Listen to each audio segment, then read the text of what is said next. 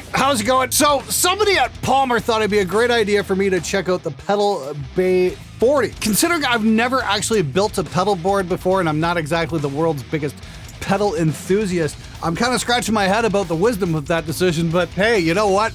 I'll give it a shot. Why not? I've certainly got enough pedals kicking around here that I've collected over the years and maybe a few things some people haven't seen before, and thought, you know what? This might be kind of fun to put together, see what we can do, come up with my own custom pedal board. So yeah, we're gonna try out the Pedal Bay 40, and they were nice enough to give me this really cool power supply and a whole bunch of accessories to go with it to kind of fit this all together. So if you're into the whole pedal scene and you maybe want to put together a small custom board, you might want to take a look at this thing. Let's put it together, see what happens.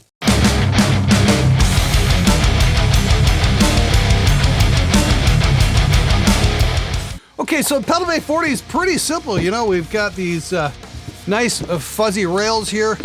Looks like a couple of clips to put in an alternative power supply.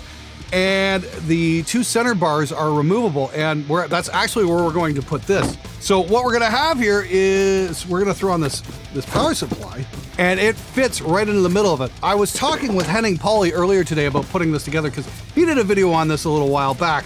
And it's a pretty solid power supply from what he's telling me. It's designed to fit right on the end of this thing, but you can also put it in position where one of the other rails might be. Henning seems to think that's a better place to put it, because that way all of the power connections will be hidden behind. They won't be sticking out at the end here. So that actually makes an awful lot of sense to me. So what I'm gonna do is I'm gonna remove this, and I'm gonna remove this, put this in place, and then put this back in place. And then I'm gonna see about fitting the pedals together into something that makes sense. I've got pedals that are gonna go before the amp, like the cock blocker here. I've also got a Morley Mini Wah, the Steve Vai Bad Horsey. That's gonna go in front, and then we're gonna have a couple different things like a delay and a chorus pedal to go in the effects loop as well alongside the cock block. It should be a pretty cool setup. So let's pull this thing apart, get the power supply mounted, put it back together, and we'll see what we get. Okay, so yeah, we're just gonna pull this out real quick.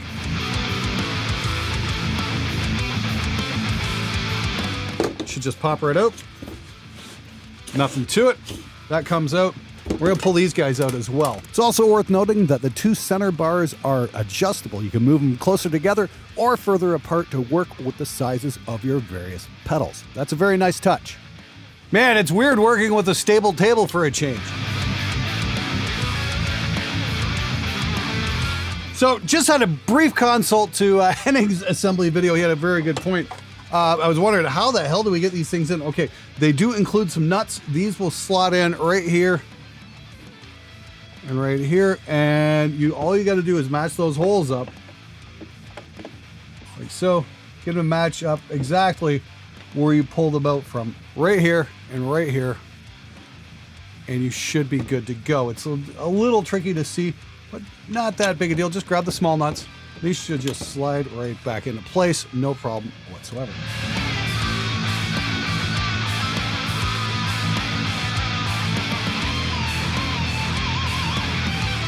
All right, there we go. Sweet, we're in business now. We got the power supply right in here. It's not going to get in the way of any of the pedals or whatnot. And they did send me a nice fuzzy Velcro strip for this as well. Okay, we've got all the Velcro in place now.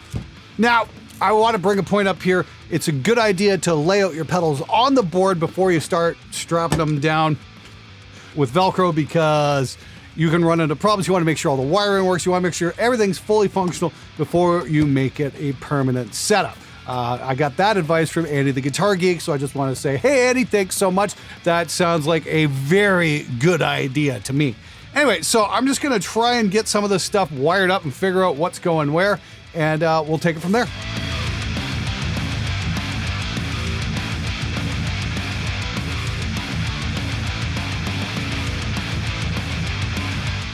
All right, I'm not sure where to go from this point. I've got 1, 2, 3, 4, 5, 6. I've got 7 pedals up. Henning suggested I put up 8. So what I got here, I've got cock blocker, a super boost, which is a clean boost, a bionic Witch King, and then for the effects loop, I've got a Corona chorus and a Poontang Boomerang delay. I've also got the Bad Horsey, and I even threw up a Torpedo Cab M. Will this take? Well, that needs 12 volts DC. I don't know if this is capable of providing 12 volts DC or not. I might have to provide alternative power to that. So this might actually be a no. Give me a minute here. I'm gonna try and find some more pedals. Hold on.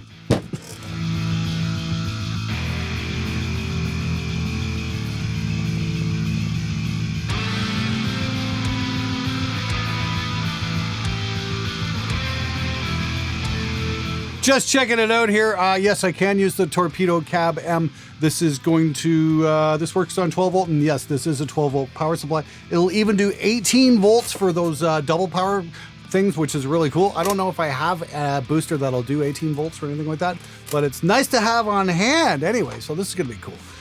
Like I said, I've just got this big gap here. I'm thinking, what the hell am I gonna put in this place? Do I put a second wah-wah pedal in place so I can have a little bit of different flavors?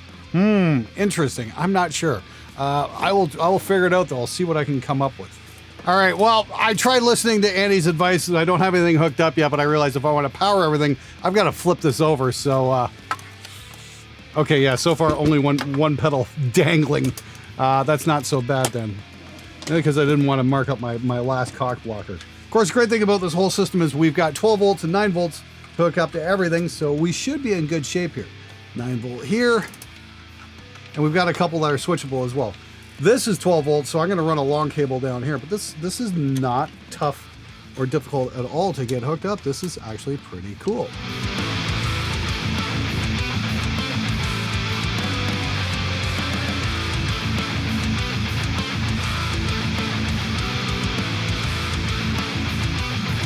All right, cool. I'm gonna start trying to wire this up and see what happens. I think I might need to run down on my local Long McQuaid's and get some more cables. So I'm gonna put this together, see what happens.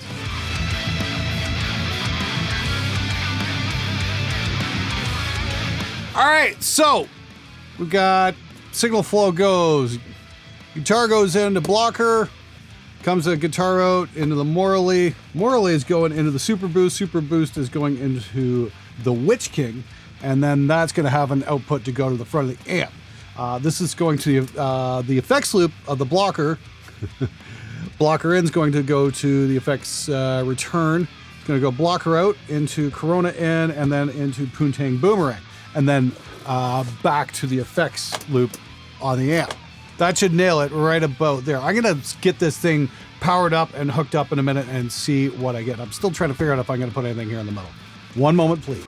I'll just take you through it real quick here. So what I've got is signals going in here. This is where the first, this is where the signal's gonna go. Guitar's going in here into the input on the cock blocker. This is my gate. I haven't Velcroed this one down because I don't want to mark this up because this is kind of like my last cock blocker and it's a bit of a collector's item, so I'm not gonna do that. So signal goes from the cock blocker into the Morley, out of the Morley into the Super Boost, and then into the Witch King by Bionique. So this is, clean signal here, wah-wah. Super Boost is just that, a clean boost. It's a great little pedal. Not a lot of grit on there, but it's pretty neat. And then onto the Witch King. And this is from my friend Bionique Audio. He does a lot of my t-shirt designs as well. He's also a pedal designer from Quebec, and he does some really cool stuff. This Witch King is really wild. I'm gonna show you what that's out in a minute. Now the signal also gets split here from the blocker out, which would normally go to the amp's effects loop. Blocker out to Corona in, to the Poontang Boomerang, which is a delay, and then that gets set to the effects return, and then back into the blocker in. So yeah, clear as mud. Yeah, that's what I thought. And just to make things even more confusing, we're going out of the speaker output of the amp into the 2 notes Torpedo Cab M. This goes to a cabinet in the next room, which is not mic'd, and then I've got an XLR output going right to the Neve 1073 OPX back there. So now I've got a signal going onto my computer directly out of the amp and also into a speaker. The Cab Am's really great. It's not a full-on load box. It's basically a direct box for an amplifier. We're using the Engel Iron Ball SE. I pulled out the Solar T for this.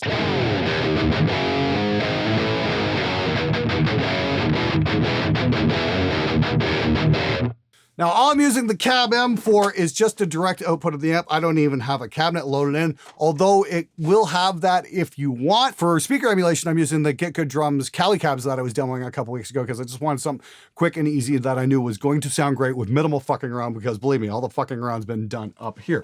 I'll take you through it real quickly. Obviously, I can't really operate the wah pedal and play at the same time, like not much anyway.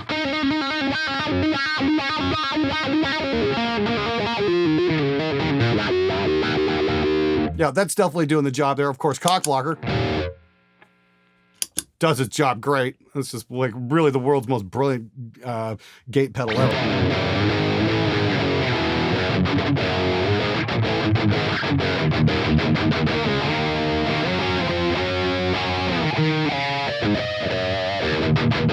Now in the effects loop, like I said, we've got the TC Corona, great name for a pedal, guys, and the Poontang Boomerang for a little bit of echo. Let's kick that guy in there.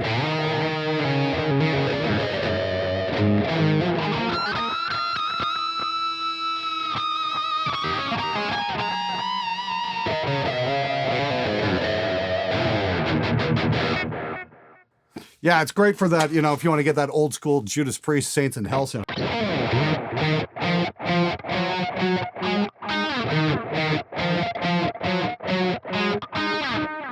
Definitely got that, you know, that one repeat echo going on, which is really cool. Poontang Boomerang is an interesting pedal. It's not what I'd call super hi-fi. Doesn't give you all the top end of your delay, but that's cool.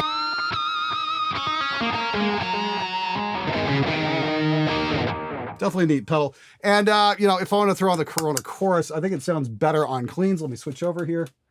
Let's go to the clean section.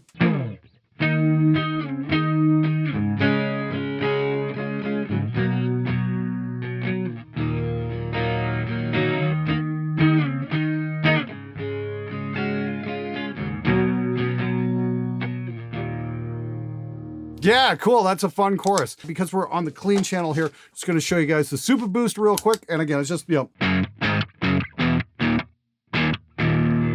yeah, we can throw a bit more gain on that.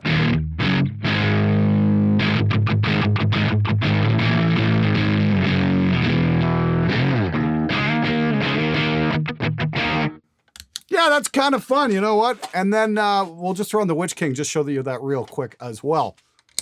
This is really cool.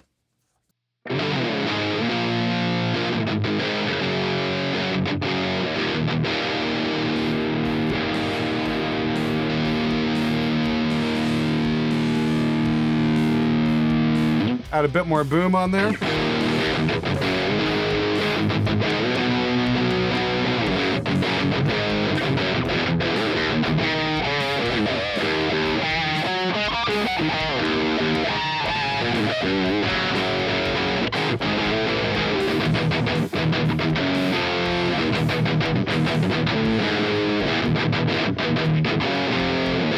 Yeah, that's all kinds of fun. Now, if we throw the Super Boost on in front of it, this gets interesting. It just kind of tightens it right up.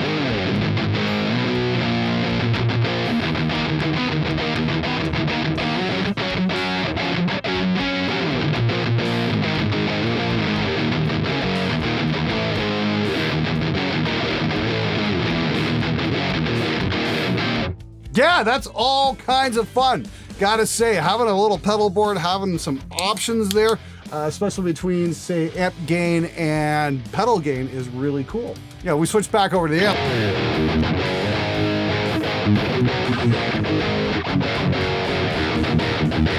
Okay, give me 1 second here. I'm just gonna show you how this would work in a floor situation, how I would operate it normally with the wah-wah as well. All right, so now I've got the pedal board down on the floor. I've got this amazing angle amp plugged in and not a long enough speaker cable for it naturally. But the Morley is now in functional position. I can actually use this in conjunction with the Poontang Boomerang.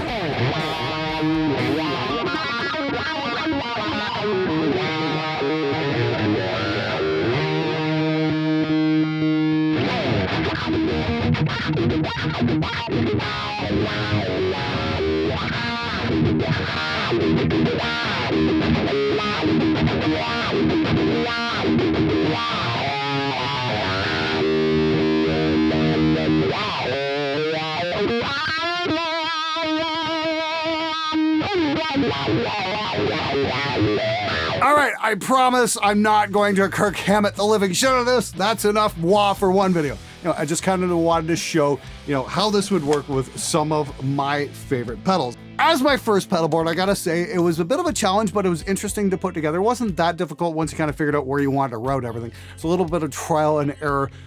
For sure. My only gripe with this whole package, I love the fact that it came with all these extra power cables and an option where to put the power rail and all that kind of stuff. And it comes with a travel bag, which is exactly where all those pedals are going to in just a moment. The only gripe I have is that it didn't come with some patch cables. I would have really appreciated those. That's my only gripe. That's the only thing I wish they'd update the whole package with. Other than that, yeah, I gotta say, it's pretty damn cool. So if you're looking to get your hands on your first pedal boards, check out the Palmer Pedal Bay 40. It's available over at adamhall.com. I'll have links to everything in the description below. Don't forget that the PowerBar PWB400 is available as a package with the Pedal Bay 40. Thanks so much for watching, and I'll see you guys again here tomorrow. Hey everybody, how's it going? So today we are checking out, what the fuck are we checking out? So I'll just take you guys, oh, that looks so much better this way. So if you're looking at, God damn it, try that one more time. Oh, well.